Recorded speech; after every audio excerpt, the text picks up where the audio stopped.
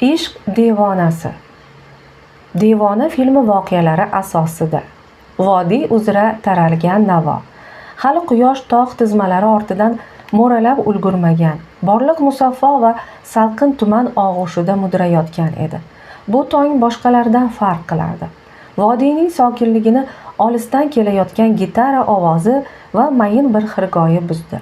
Bu ovoz shu qadar jarangdor va sirli ediki, go'yo tabiatning o'zi ham uni tinglash uchun nafas olmay qolgandek edi. Ravi tog' yonbag'ridagi supachada o'tirar, barmoqlari torlarni erkalardi. U mashhur edi, boy edi. Minglab odamlar uning ismini aytib hayqirishardi. Ammo bu yerda, tabiat qo'ynida u shunchaki musiqaga oshiq inson edi. U yangi qo'shig'i uchun ilhom izlab kelgandi. Lekin topgani kutganidan ham go'zalroq bo'lib chiqdi. Nariroqda, dala gullari orasida bir qiz yugurib yurardi. Uning har bir harakatida yengillik, har bir kulgisida beg'uborlik bor edi. Bu Kajal edi. Uning ustidagi och yashil sarisi bahorgi maysalar bilan uyg'unlashib ketgan, sochlari esa shamolda erkin raqs tushardi. Kajal musiqa ovozini eshitib to'xtadi. U umrida bunchalik sehrli navoni eshitmagandi. U asta-sekin ovoz kelayotgan tomonga yura boshladi. Gullar orasidan mo'ralab, qo'lida gitara tutgan kelishgan yigitni ko'rdi. Ravining nigohi Kajalga tushgan lahzada musiqa to'xtadi. Vaqt to'xtadi. Ravining qalbida allaqachon minglab qo'shiqlar jaranglay boshlagandi. "Sen kimsan? Bu yerlarning parisimisan yoki shunchaki tushimga kirdingmi?" deb so'radi Ravi ohista. Kajal uyalib yerga qaradi. Yuzlari loladek qizardi. Uning uchun bu yigit shaharlik bir begona edi, ammo uning ko'zlaridagi samimiyat qo'rquvni haydadi. Men Kajalman. Shu qishloqdanman" deb pichirladi qiz. Shu kundan boshlab Ravi uchun nafaqat yangi qo'shiq, balki yangi hayot boshlandi. U har kuni shu yerga kelar, Kajal bilan soatlab suhbatlashardi. Ular dunyo haqida, orzular haqida gaplashishardi. Ravi unga katta shaharlar, chiroqlar va sahnalar haqida so'zlab berar, Kajal esa unga tog'larning tili va gullarning sirini o'rgatardi. Nikoh va baxt qasri. Muhabbat uzoq kuttirmadi. Ravi Kajalsiz yashay olmasligini anglagach, uning qo'lini so'radi. Kajalning ota-onasi avvaliga ikkilanishdi.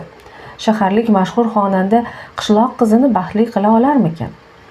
Ammo Ravining onasi, oqko'ngil va mushtipar ayol kelib Kajalni o'z qizidek ko'rishini aytgach, to'yga rozilik berildi. To'y juda hashamatli bo'ldi. Butun vodiy ahli bayram qildi. Kajal kelinlik libosida shu qadar go'zal ediki, hatto osmondagi yulduzlar ham unga havas bilan boqardi. To'ydan so'ng Ravi Kajalni shaharga, o'z qasriga olib ketdi. Shahardagi hayot Kajal uchun yangilik edi. Ulkan qandillar, yumshoq gilamlar va tinimsiz mehmonlar tashrifi. Ammo Ravining mehri uni hech qachon yolg'izlatib qo'ymadi. Ularning uyida doimo musiqa va kulgi yangrardi. Bir kuni kechqurun Ravi uning uchun maxsus yozilgan qo'shig'ini kuylab berdi. "Sen mening devonaligimsan, Kajal. Sensiz bu dunyo faqat shovqin-surondan iborat bo'lib qoladi."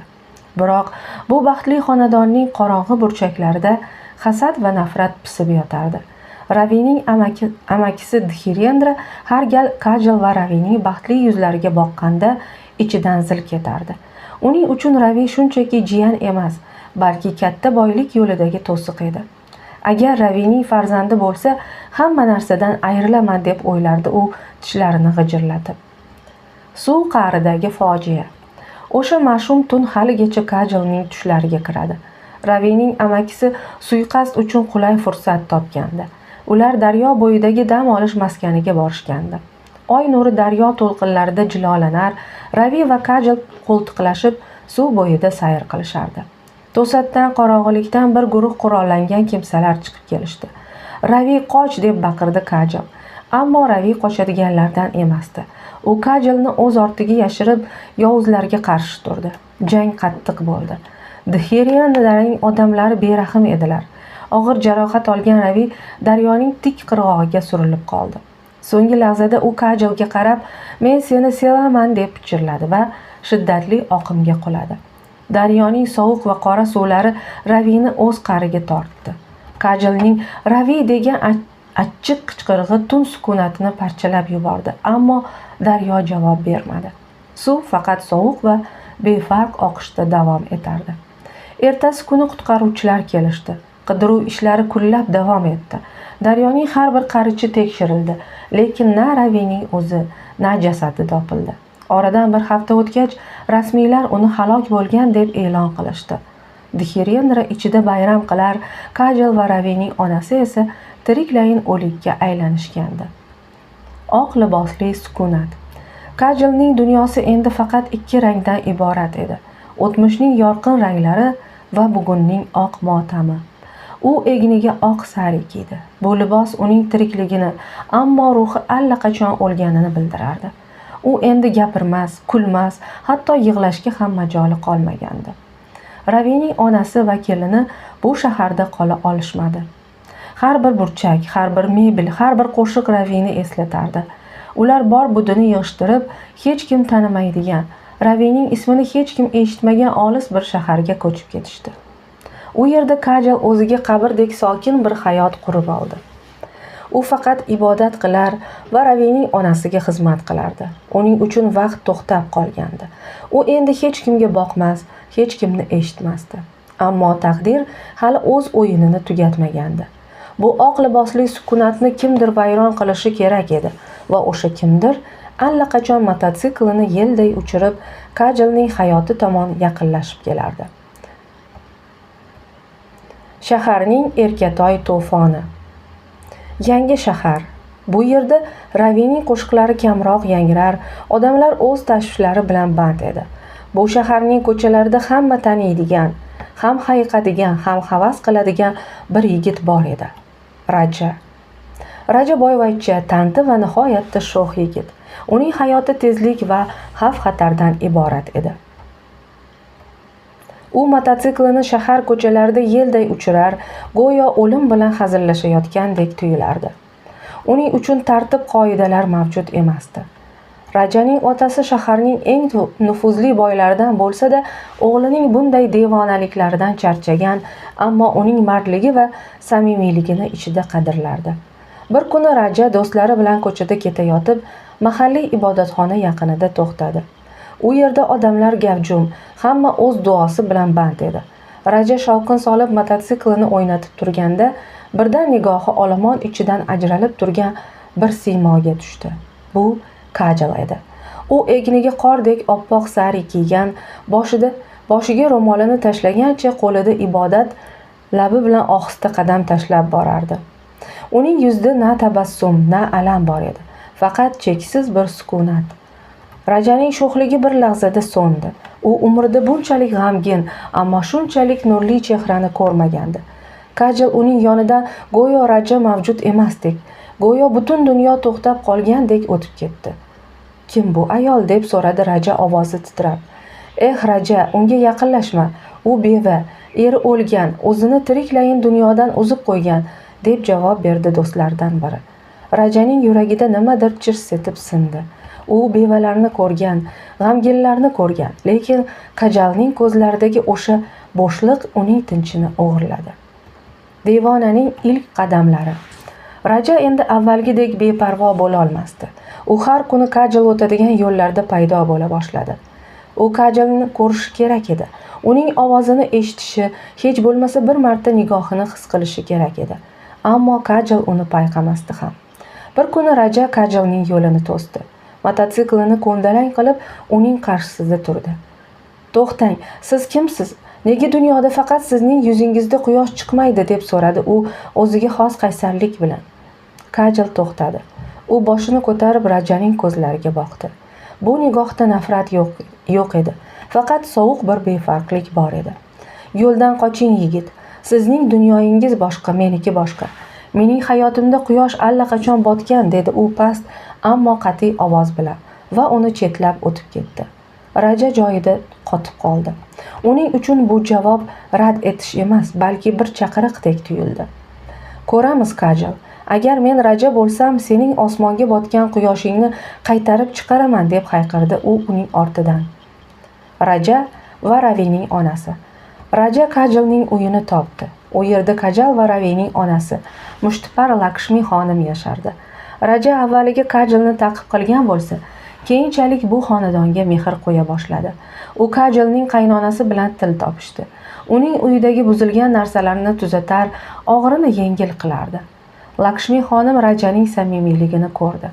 U Rajaning ko'zlarida o'z o'g'li Ravida bo'lgan o'sha olovni, o'sha muhabbatni ko'rdi. "Bolam, ovora bo'lma. Kajalning yuragi toshga aylangan. U Ravi bilan birga o'lgan", dedi bir kuni onaxon Rajaga choy uzatarkan. "Onajon, toshni ham suv teshib o'tadi. Mening muhabbatim esa to'fondek gap. Men uni majburlamayman. Faqat uning yana yashashini istayman. Oq kiyim unga yarashmaydi. U yorqin ranglar ichida bo'lishi kerak", deb javob berdi Raja chin dildan. Kajal esa bularning hammasini kuzatardi. U Rajadan nafratlanishga harakat qilardi. Uning shovqin suroni tinchini buzayotganidan nolirdi. Ammo ichidagi bir joyda, juda chuqur yerida Rajaning mardligi va tinimsiz harakatlari uning muzlagan qalbini biroz bo'lsa-da isita boshlaganini sezardi. Ranglar bayrami va devonaning g'alabasi. Shaharda Holi bayrami boshlandi. Ranglar bayrami. Hamma bir-biriga rang sochar, shahar shodlikka to'lgandi. Faqat Kajalning hovlisida sukunat hukmron edi. U odatdagidek oq libosda, Ravining surati qarshisida o'tirardi. To'satdan darvoza lang ochildi va Raja mototsiklida hovliga bostirib kirdi. Uning yuzlari qizil va sariq ranglarga bo'yalgan, ko'zlarida esa olov sochardi. U qo'lida bir quti qizil rang tutib turgandi. "Bugun bayram, Kajal. Bugun hayotning g'alabasi. Yetar shuncha motam, yetar shuncha sukunat", deb baqirdi u. "Keting bu yerdan. Sizda vijdon bormi? Mening kimligimni bilasizmi?" deb baqirdi Kajal ko'zida yosh bilan. "Bilaman. Sen sevgan ayolsan va men seni sevaman, Kajal. Men seni mana shu ranglar bilan qaytadan hayotga bo'yayman." Raja shunday dedi-yu, qo'lidagi qizil rangni Kajalning boshidan sochdi. Oq sari bir lahzada qirmizi rangga bo'yaldi. Kajal dahshatdan qotib qoldi. Ammo bu lahzada u Rajaning ko'zlarida shunday bir dard va muhabbatni ko'rdiki, yuragidagi zanjirlar parchalanib ketdi. U tiz cho'kib, ho'ngrab yig'lab yubordi. Bu yig'i yillar davomida ichida to'planib qolgan alamlarning chiqib ketishi edi. Raja uning yoniga cho'kdi va ohista dedi: "Yig'la, Kajal, yig'la va hamma dardingni chiqarib yubor. Men seni shu holingda qabul qilaman. Seni kutaman. Qachon tayyor bo'lsang, men shu yerda bo'laman." Shu kundan boshlab Kajalning hayotida yangi sahifa ochildi. U Rajaga turmushga chiqishga rozi bo'ldi. Bu sevgi uchun emas, balki Rajaning fidokorligi va qaynonasining xohishi bilan bo'lgandi. Ammo u Rajani ham sevib qolishini hali bilmasdi. Yangi tong va baxtning ilk nurlari. Xonadonda ranglar paydo bo'ldi. Kajal oq sarisini yechib, endi ochiq rangli, ammo ma'yuslik ufurib turmaydigan liboslar kiya boshladi. U baribir sukut saqlar, kam gapirardi, lekin ko'zlarida yashashga bo'lgan umid uchqunlari paydo bo'lgan edi. Bu o'zgarishlarning sababchisi esa Raja edi. Raja endi avvalgidek devona emas, balki mehribon va mas'uliyatli insonga aylangandi. U Kajalning har bir xohishini, har bir ishorasini so'zsiz tushunardi. Rajaning otasi ham kelinini qabul qildi. Ular yangi xonadonga ko'chib o'tishdi. Raja Kajal uchun alohida xona tayyorladi. Uni gullar va Ravining suratlari bilan bezatdi. "Kajal, men seni Ravini unutishga majburlamayman. U sening qalbingda doimo yashaydi. Men shunchaki sening yoningda bo'lishni, senga g'amxo'rlik qilishni istayman", deb pichirladi bir kuni kechqurun Kajalning sochlarini silarkan. Kajal Rajaga boqdi. Uning ko'zlarida avvalgi befarqlik o'rniga minnatdorlik va asta-sekin o'sib borayotgan muhabbat bor edi. U Rajaning mardligini, uning samimiyligini va o'ziga bo'lgan fidokorligini yuqori baholay boshlagandi. Ularning nikohi sevgiga asoslanmagan bo'lsa-da, vaqt o'tishi bilan chinakam, kuchli va chuqur tuyg'uga aylanib borardi. Lakshmi xonim ham 2 yoshning baxtidan quvonar, Rajani o'z o'g'lidek ko'rardi.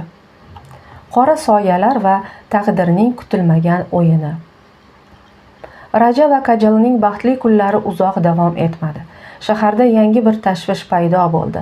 Rajaning Otasining biznesiga raqobatchi paydo bo'ldi. Bu Dhirendra edi. U Ravining o'limidan so'ng bor boylikni qo'lga kiritgan va endi o'z ta'sirini kengaytirishga harakat qilayotgandi. Dhirendra Raja va Kajalning nikohi haqida eshitganda dahshatga tushdi. Agar Kajal Rajadan farzand ko'rsa, Ravining merosi butunlay qo'limdan chiqadi deb o'yladi u yovuz niyat bilan. U suiqasd rejasini tuza boshladi. U Rajani yo'qotishi, Kajalni esa o'ziga bo'ysundirishi kerak edi. Bir kuni Raja ish yuzasidan shahar chetiga ketayotganida Dhirendraning odamlari unga hujum qilishdi.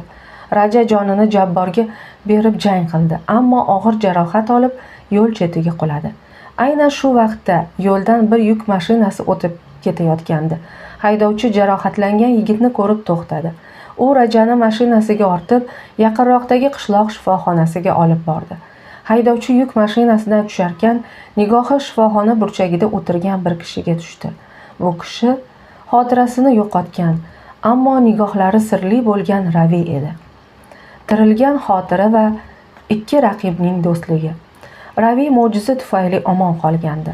U daryo oqimidan ancha uzoqda bir qishloqlik oila tomonidan topilgan va davolangan edi. U o'z ismini, kimligini, qayerdan kelganini eslay olmasdi. Lekin yuragida nimadir chirs etib singanini, nimadir yo'qotganini his qilardi. U shu shifoxonada yordamchi bo'lib ishlar, odamlarga g'amxo'rlik qilardi. Raja hushiga kelgach, uning tepasida turgan notanish chehrani ko'rdi. Ravi Rajaga sidqidildan g'amxo'rlik qildi. Ular soatlab suhbatlashishardi. Ravi Rajaning mardligi va samimiyligiga havas qilardi.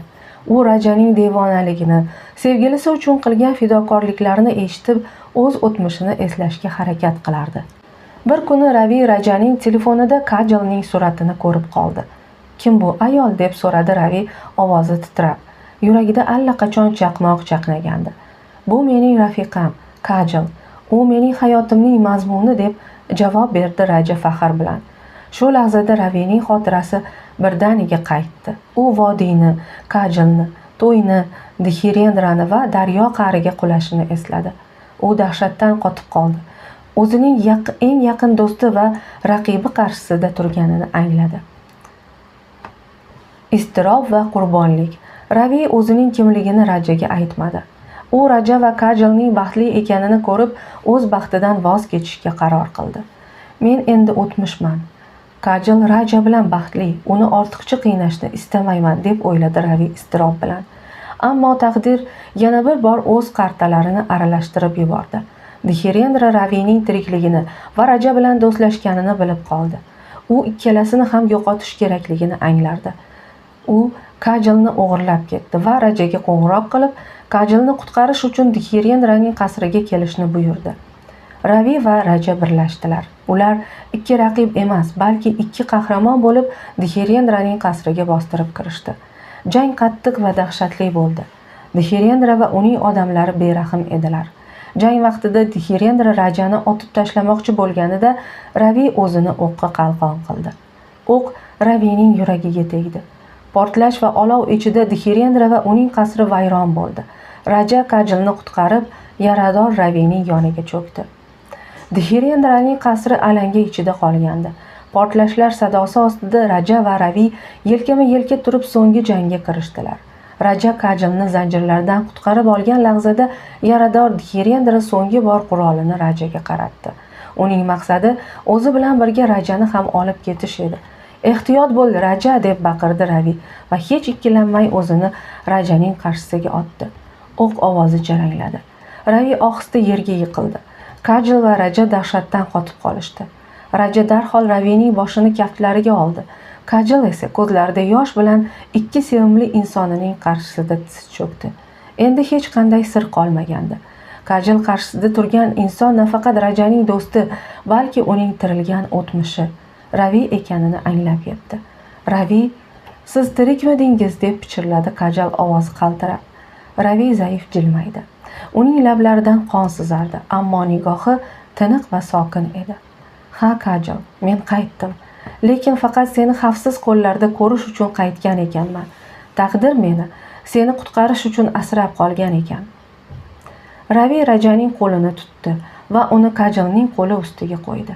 Uning har bir so'zi go'yo atrofdagi olovni ham sovutib yuborgandek muqaddas bir sukunat olib keldi. Raja, sen chinakam devonasan. Men Kajalni qanchalik sevgan bo'lsam, sen undan kam sevmading. Hatto u seni sevmagan, oq libosda yurgan kezlarida ham sen uning yonida turding. Unga qaytadan yashashni o'rgatding. Men o'tmishman, Raja. O'tmish esa kelajakka yo'l berishi kerak. Ravi Kajalga boqdi. Uning ko'zlarida cheksiz minnatdorlik bor edi. Meni kechir, Kajal, seni yolg'iz qoldirganim uchun. Ammo endi sen yolg'iz emassan. Raja seni mendan ko'ra baxtliroq qila oladi. Men endi tinch ketaman. Chunki yuraging ishonchli qo'llarda. Shu so'zlarni aytdi-yu, Ravining qo'li ohista pastga sirg'alib tushdi. Uning ko'zlari yumildi, ammo yuzida qandaydir bir yengillik va xotirjamlik bor edi. Kajalning faryodi va Rajaning achchiq ko'z yoshlari olovli qasr devorlarini titratib yubordi. Oradan yillar o'tdi. Shaharning so'lim go'shalaridan birida baland tog'lar va yashil vodiylar manzarasi ostida go'zal bir bog' bor edi. Bu bog'ning markazida Ravining haykali o'rnatilgan. Uning atrofi esa Ravi eng yaxshi ko'rgan gullar bilan bezatilgan. Kajal endi oq libos kiymasdi.